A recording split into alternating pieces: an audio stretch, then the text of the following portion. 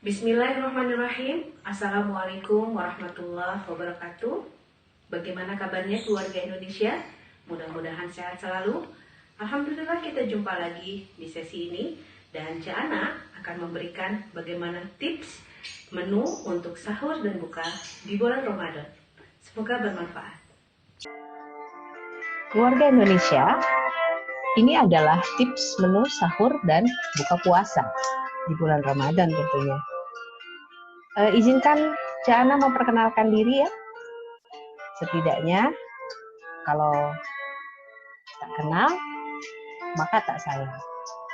Ini adalah berbagai aktivitas yang saya geluti selama ini. Insya Allah, kedepannya kita akan ketemu lagi pada sesi-sesi berikutnya.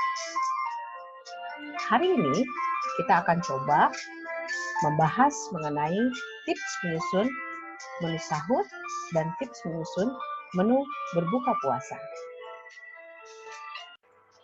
Banyak yang menanyakan bagaimana sih sebenarnya menyusun menu makan di bulan puasa, atau makanan apa saja sih yang harus disiapkan di bulan puasa.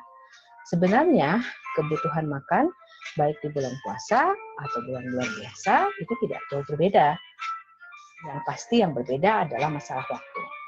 Nah, di bulan puasa ini ada baiknya kita memperhatikan sumber asupan gizi yang lebih baik. Yang pertama, kita bisa memilih beberapa sumber karbohidrat kompleks. Jadi sumber karbohidrat kompleks itu tidak hanya sebatas pada nasi putih saja. Kita bisa menggunakan beras merah, kentang, ubi, oatmeal, atau roti gandum. Nah, di samping itu kita juga harus melengkapi dengan kebutuhan protein dari protein hewani maupun protein nabati. Protein hewani seperti daging, ikan, telur, keju, ayam, susu, ya, dan protein nabati seperti tahu, tempe, aneka kacang-kacangan, dan jamur. Demikian juga yang harus diperhatikan adalah memperkaya nutrisi selama bulan puasa itu dengan sayur dan buah-buahan. Yang kita tahu bahwa selama 13 jam kita kadang-kadang memerlukan cairan lebih banyak. Nah, untuk itu di menu untuk sahur maupun menu untuk buka kita harus melengkapi dengan sayur dan buah. Kenapa? Sayur dan buah kaya akan vitamin, serat, dan mineral, dan ini adalah baik untuk menjaga daya tahan tubuh, juga menjaga kesehatan daripada pencernaan. Jadi pilihlah buah-buahan segar yang variatif dengan kombinasi warna, rasa, tekstur untuk tambahan berbuka puasa ataupun untuk sahur. Kita bisa membuat berbagai macam buah-buahan,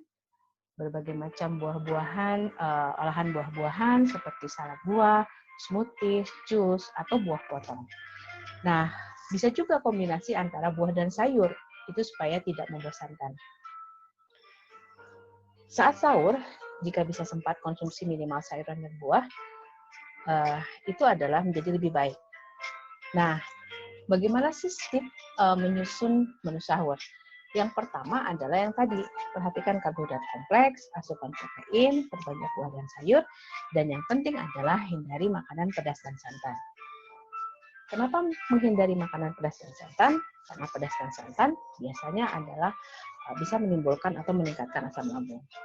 Dan hindari makanan instan, yaitu makanan yang banyak mengandung pengawet yang menyebabkan rasa kenyang sementara. Keluarga Indonesia, tips untuk menyusun menu buka puasa, tentu menunya tidak jauh berbeda bahan-bahannya antara sahur dan buka puasa. Tetapi yang penting adalah urutannya. Jadi yang pertama adalah kita siapkan minuman hangat dulu. Supaya tubuh ini dalam kondisi hangat, jika konsumsi minuman hangat, tubuh tidak perlu beradaptasi. Oleh karena itu, hindarilah minum es, minuman dingin, atau makanan-makanan bersoda lainnya. Nah, awali dengan yang manis, bisa dimulai dengan makan kurma, 1 atau 3 buah, atau makanan-makanan manis lainnya yang berfungsi untuk mengembalikan energi dengan cepat setelah berpuasa. Kemudian, makan utama, jangan lupa selalu memperhatikan protein tinggi dan karbohidrat kompleks. Setidaknya ini adalah untuk membantu memberikan rasa kenyang lebih lama. Dan serat tinggi, karena serat tinggi adalah membantu untuk daya tahan tubuh dan menghindari daripada sembelit. Yang pasti, selalu menghindarkan dari minuman bersoda, kopi atau gorengan. Nah, tips yang lainnya adalah, yang pertama adalah kita harus memilih menu favorit keluarga. Sebenarnya di keluarga itu kan berbeda-beda kebutuhannya atau berbeda pola makannya, berbeda pilihan menunya, berbeda kulturnya, dan kesukaannya. Nah, bisa dipilih nih menu-menu favorit keluarga itu apa saja, dan ini bisa diinventaris ya. Terus tanyakan menu yang diinginkan oleh anak untuk memotivasi saat sahur maupun berbuka puasa. Jadi bisa ditanyakan pada anak-anak mau makan sahur dengan apa, mau makan buka puasa dengan apa, sehingga mereka termotivasi untuk menjalankan puasa lebih baik. Nah, yang penting nih keluarga Indonesia, buat stok bumbu dasar ya, bumbu dasar merah, bumbu dasar kuning, bumbu dasar putih. Ini sebenarnya adalah untuk memudahkan saat memasak. Kita bisa masukkan ke dalam beberapa toples dan ini memudahkan ketika kita proses memasak. Gunakan kombinasi teknik memasak dan bahan untuk memberikan variasi warna, tekstur, bentuk, dan rasa. Jadi kalau menyusun menu, jangan menu semuanya digoreng. Jangan menu semuanya dibakar ya. Jadi kita harus variasi. Kenapa? Oh ternyata kenikmatan untuk mencicipi atau menikmati hidangan itu disebabkan karena variasi daripada tekstur, bentuk, dan rasa. Sehingga itu menambah selera makan. Kemudian supaya kita terhindar dari berlama-lama di dapur, kita bisa membuat cah atau tumis sayur itu dengan mempersiapkan beberapa potongan sayuran terlebih dahulu, sehingga saat sahur bisa lebih cepat dan saat memasaknya bisa lebih cepat. Dan kemudian siapkan beberapa makanan kering nih yang siap santap. Ini persiapan bumbu dasar putih, merah, dan kuning. Ibu-ibu atau keluarga Indonesia, kita bisa mempersiapkannya lebih awal. Bisa menyiapkan bumbu putih, bumbu merah, atau bumbu kuning. Bumbu putih itu bisa bawang putih, bawang merah, dan juga kemiri, ya, ditambah dengan garam. Atau kalau tidak suka kemiri tidak jadi masalah. Jadi cukup bawang merah, bawang putih, tambah garam. Nah, bumbu merah yang kita lakukan adalah persiapan bumbu merah, yaitu dengan menambah cabai merah, kemiri, bawang merah, dan bawang putih serta garam. Kalau tidak suka kemiri, kita bisa abaikan. Yang ketiga adalah bumbu kuning. Nah, bumbu kuning ini yaitu kunyit, kemiri, bawang merah, dan bawang putih. Nah, bumbu-bumbu yang lainnya kita bisa combine antara bumbu kuning, bumbu putih, maupun bumbu merah. Nah, untuk bumbu merah misalnya itu adalah untuk masakan balado, untuk masakan yang berasa pedas ya. Kemudian bumbu putih itu biasanya untuk cah atau tumis atau masakan-masakan yang sayur beling dan lain sebagainya. Kemudian bumbu kuning itu kita bisa siapkan untuk pesmol ikan misalnya, dan itu mempermudah kita untuk proses pemasakan. Hal lainnya yang harus disiapkan adalah bumbu dan makanan jadi yang sangat membantu, misalnya aneka bumbu siap pakai. Itu sangat membantu sebenarnya. Kemudian bawang goreng. Kenapa bawang goreng? Ciana punya tips ya, bawang goreng ini sangat-sangat bermanfaat. Kita tinggal, kalau misalnya kita mau buat sup misalnya, kita bisa gunakan bawang goreng, bawang putih, garam, dan gula. Itu saja. Atau tambah merica. Kenapa bawang goreng sangat bermanfaat? Karena ini aromanya cukup enak.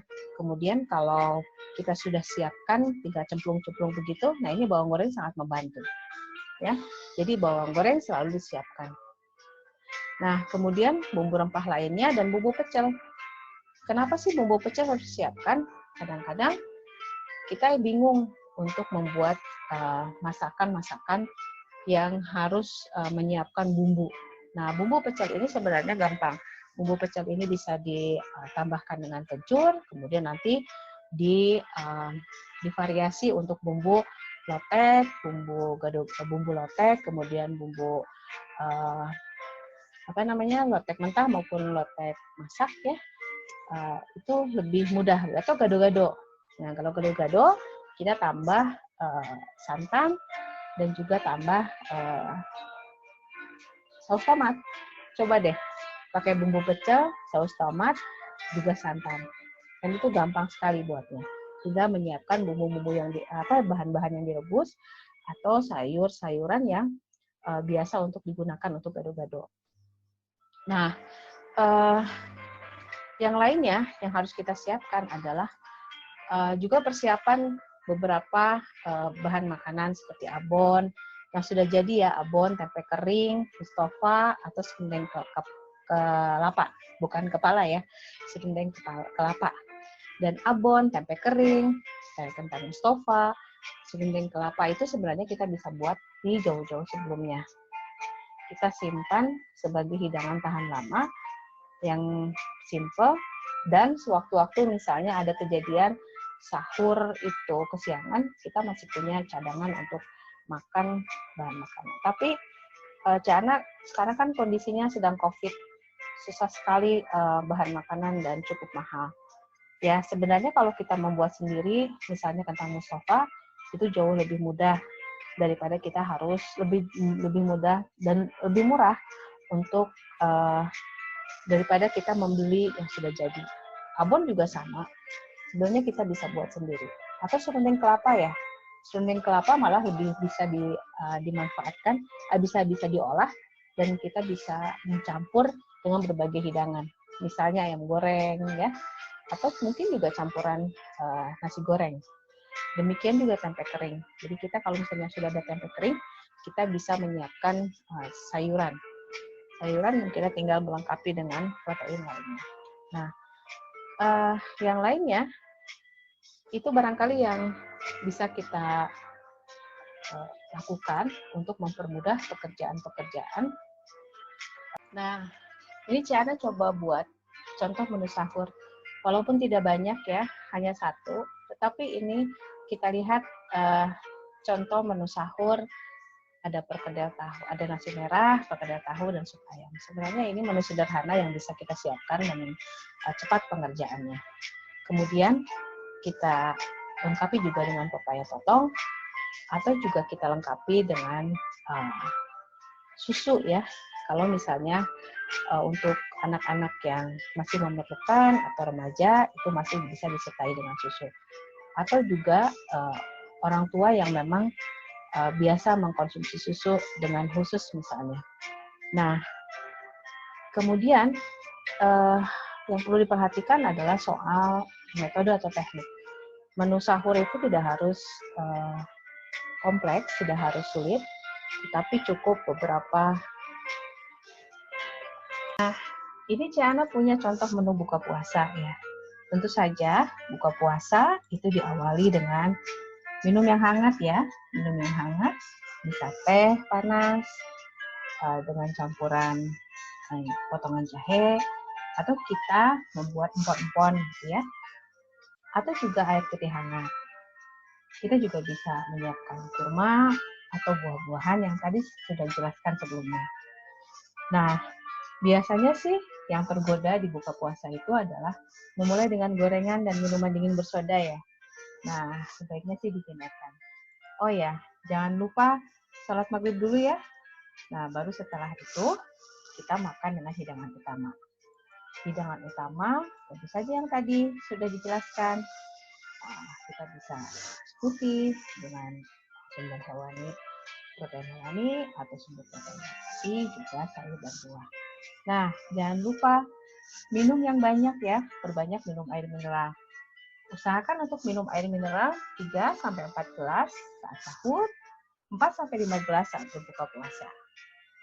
Nah, itu barangkali keluarga Indonesia, tips maupun sedikit pengetahuan mengenai apa saja makanan atau bagaimana menu untuk buka ataupun untuk sahur. Kita diingatkan oleh surat Al-Baqarah 168, hai sekalian manusia, makanlah yang halal, lagi baik dari apa yang terdapat di bumi, dan janganlah kamu mengikuti langkah-langkah setan. Karena sesungguhnya setan itu adalah musuh yang nyata bagimu. Hatur nuhun. Assalamualaikum warahmatullahi wabarakatuh.